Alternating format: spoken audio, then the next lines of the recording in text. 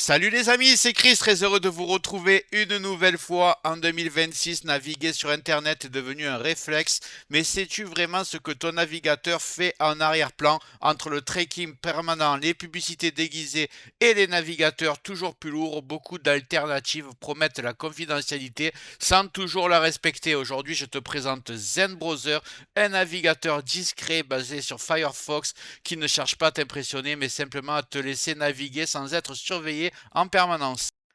Pas de marketing agressif, pas de compte obligatoire, pas de promesses irréalistes. La vraie question c'est est-ce que Zen Browser est une vraie alternative sérieuse en 2026 ou juste un énième projet de plus? Moi personnellement je l'adore mais on va voir ça ensemble concrètement juste avant. Regarde bien en bas à droite de ton écran, tu vois le carré en couleur, un clic égale s'abonner, ça te prend 2 secondes et ça récompense mon travail, mais bien aussi la cloche sur toute pour ne rater aucune de mes vidéos. Sache que sur chaque vidéo, je te mets dans le descriptif les meilleures affaires Amazon du moment. Si tu veux booster ton PC, avoir du stockage, des adaptateurs, etc., tu mets ce qui t'intéresse dans ton panier, même si tu achètes pas maintenant. Chaque futur achat te coûtera pas plus cher et aidera le développement de ma chaîne. Je te remercie par avance. Allez, c'est parti.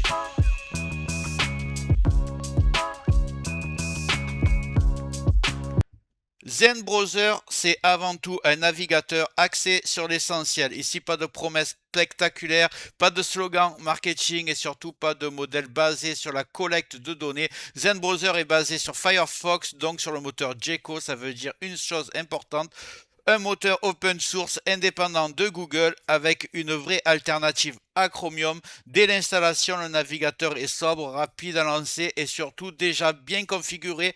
Côté confidentialité, pas besoin de passer 1 heure dans les réglages pour désactiver le tracking de base. L'objectif de Zen Browser est simple, te permettre de naviguer sur le web sans être suivi, avec une interface légère et sans fonctionnalités inutiles qui tournent en arrière-plan. Ce n'est pas un navigateur bling bling, c'est un navigateur fonctionnel pensé pour ceux qui veulent reprendre le contrôle sans bidouille compliqué.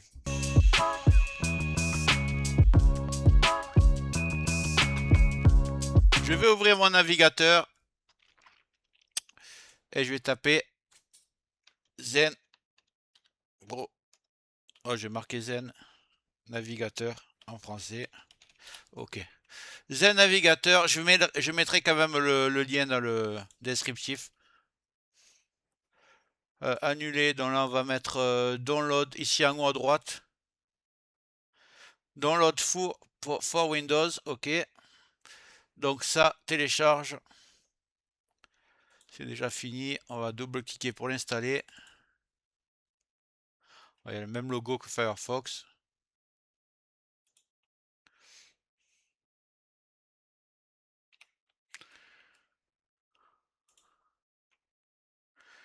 On va mettre oui. Ok, on va mettre next. Standard.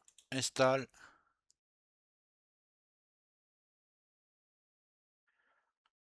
Voilà, là il y a son propre logo. On est bien. Allez, on va le lancer.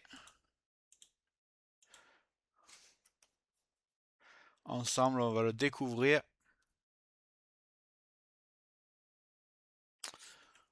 On va faire ça. On va avancer. Ici, je vais mettre skip. Next. Next. Next. Next. Ok. On est bon. L'interface est volontairement minimaliste, pas de panneau envahissant, pas de widget inutile, pas de surcouche lourde. On retrouve une barre d'adresse claire, une navigation classique et lisible, des menus simples, compréhensibles immédiatement. Si tu viens de Chrome, Firefox ou Edge, tu n'es pas perdu. Si tu détestes les interfaces complexes, tu es clairement au bon endroit. Zen Browser mise sur une chose, ne pas te gêner pendant la navigation. Première chose que je vais faire, je vais cliquer sur les 3 points tout en haut à gauche et je vais le mettre en français, bien évidemment. Donc je vais aller sur Setting. Là, je vais descendre. Language et apparence. Donc, on va descendre. Et ici, on voit la langue. On va mettre français. Voilà, c'est fait. Et voilà, tous les menus sont en français. Comme ça, vous me direz pas dans les commentaires, c'est pas en français, il est nul. Voilà. Le navigateur est en français. Une fois ceci fait, ce que vous faites nouvel onglet. Donc vous voyez que ça ressemble énormément à Arc. C'est exactement la même interface, sauf que Arc a été abandonné le projet. Là maintenant c'est un browser. Donc quand vous faites nouvel onglet, vous faites par exemple YouTube. Voilà, vous allez ouvrir une page. Une fois que vous êtes sur YouTube par exemple, vous pouvez cliquer sur l'onglet avec le gauche et le glisser vers le haut. On va faire par exemple aussi, je sais pas, nouvel onglet. On va mettre l'équipe par exemple. Voilà, vous êtes sur l'équipe, vous le mettez vers le haut. Vous faites un peu les... comme vous avez l'habitude de faire. La pause par exemple. Donc là, hop. Donc voilà, vous avez compris le principe. Là, donc les favoris sont en haut. Vous pouvez aussi les faire glisser là. Alors ça peut être intéressant. Alors si je fais par exemple nouvel onglet, Hotmail. Voilà.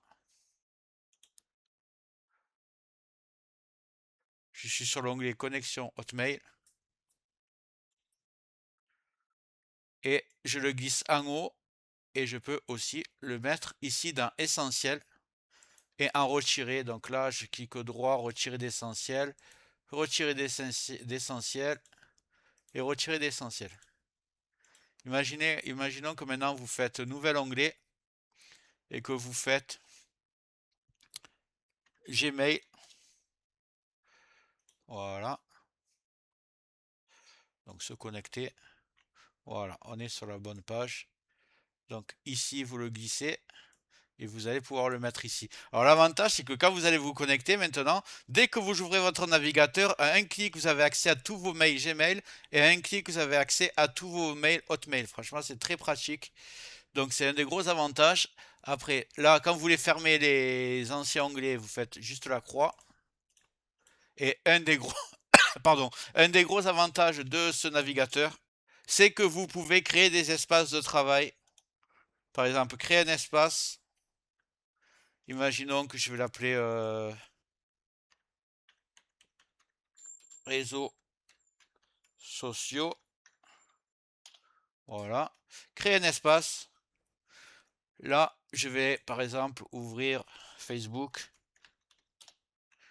Voilà, une fois dessus. Je le glisse en haut. Là, je vais faire, je sais pas, X par exemple. Voilà, je le glisse en haut. Je vais prendre Instagram. Une fois dessus, tac. Je le glisse en haut. TikTok. Voilà, tac. On est bon. Sur une autre, par exemple, je vais faire. Donc là, on va créer un autre espace. Voilà, c'est l'espace où il y a tous mes réseaux sociaux, par exemple.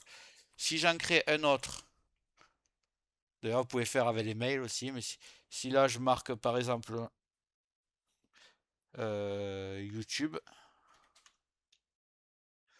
voilà, je crée mon espace.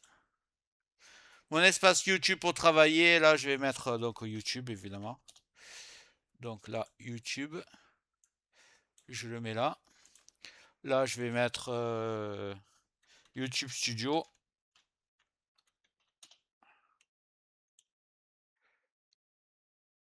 Voilà, je vais le mettre là. Enfin, ça, je suis pas connecté. vidIQ. Voilà. Les utilitaires, tout ce qui concerne Facebook. YouTube par contre. Voilà. Donc là, vous voyez, il y a des points en bas. Donc je peux passer d'un espace de travail, là où il y aura tous mes favoris en vrac. Là, l'espace où il y aura tous mes réseaux sociaux. L'espace où il y aura que mes YouTube. Vous pouvez faire un espace où il y aura tous vos adresses mail, par exemple, si vous en avez plusieurs. Si vous faites jouer au paris sportif, voilà, un espace paris sportif avec Winamax, Bwin et tout ça. Donc voilà, c'est vraiment très très pratique pour se retrouver et naviguer.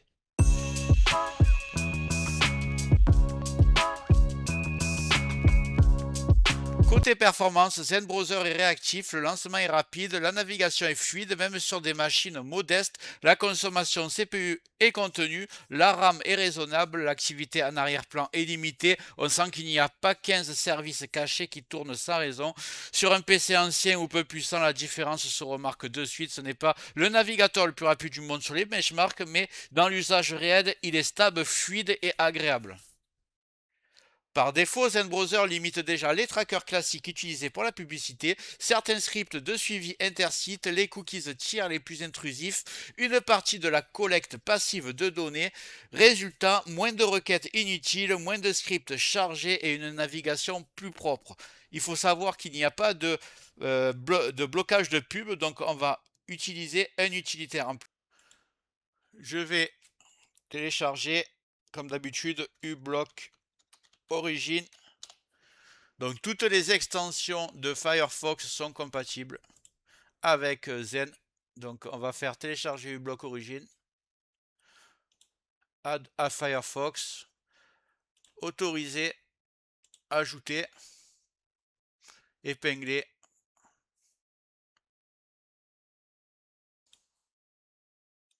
Une fois que ça sera installé, vous voyez ici vous avez votre barre d'adresse.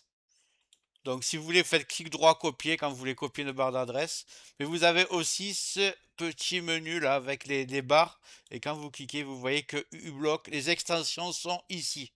Donc voilà, si sur un site, vous devez le désactiver pour un site, vous cliquez ici et vous ferez donc ici désactiver pour que le site s'affiche correctement.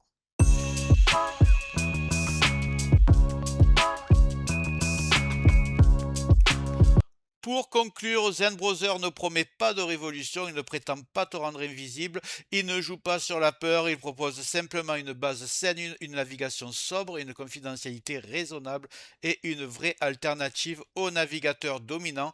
En 2026, c'est peut-être exactement ce qu'il faut. La bonne question n'est pas est-ce que ZenBrowser est le meilleur navigateur, mais plutôt est-ce que c'est celui qui correspond à ta façon de naviguer. Voilà, j'espère que cette vidéo t'a plu. Si c'est le cas, tu mets un like, tu t'abonnes si ce n'est pas déjà fait, tu mets bien les notifications surtout, tu peux cliquer sur rejoindre pour me soutenir et regarde surtout bien le descriptif de la vidéo, tu auras des super affaires sur Amazon, n'hésite pas à les mettre dans ton panier et je te dis à très bientôt. À plus, ciao.